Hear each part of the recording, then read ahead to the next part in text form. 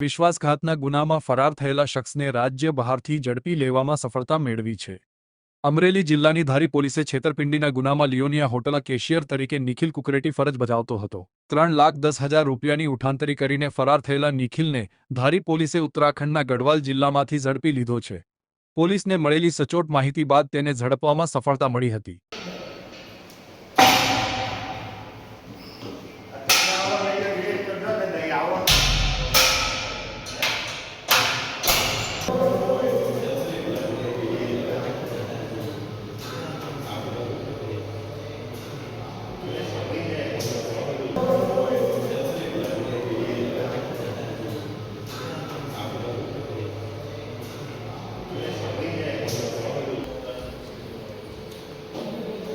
ભગવાન શિવ